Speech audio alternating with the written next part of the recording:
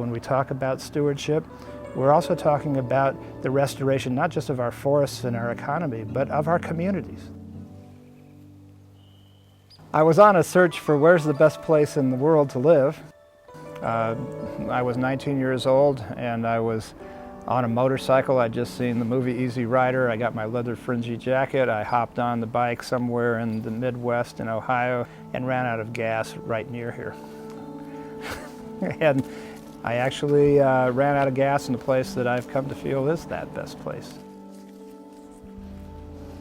I have 9 towns in my district, and we deal with land use and we deal with individual problems, but my most important task since being elected was to try to figure out how to deal with the grinding rural poverty that was the result of the forest industry and the collapse of it really around here, closing of 22 mills over time, and the unemployment rate and the social mayhem that followed.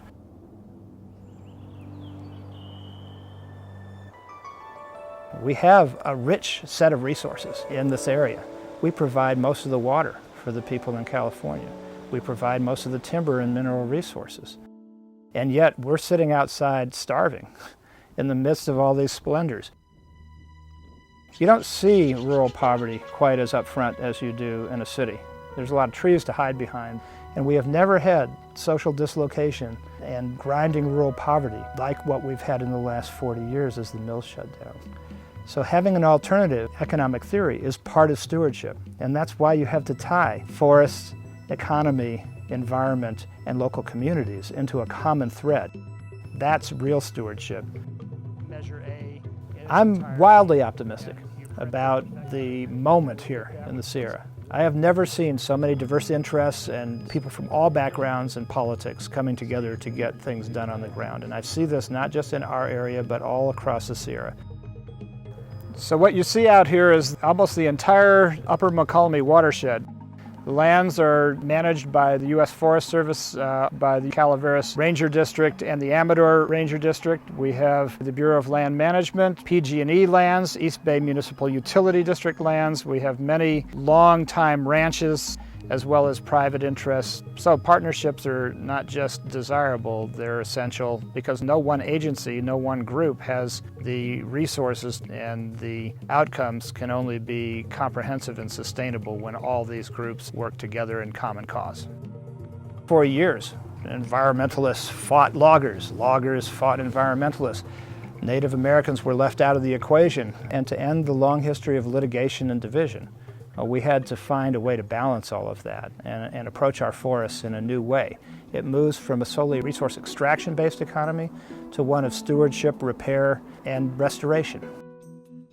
We could fix the damage of 150 years of abuse for the Sierra on a restoration basis. We could be doing well out here if our people were re-employed, now that the mills are shut, in the stewardship of the watersheds, in fixing the forests after years of dubious treatment.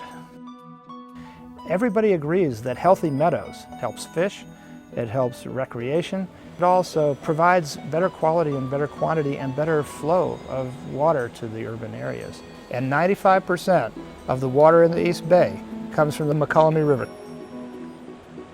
We know that the thinning of forests is important for the safety of towns on a fire basis. Nobody disagrees with us on that.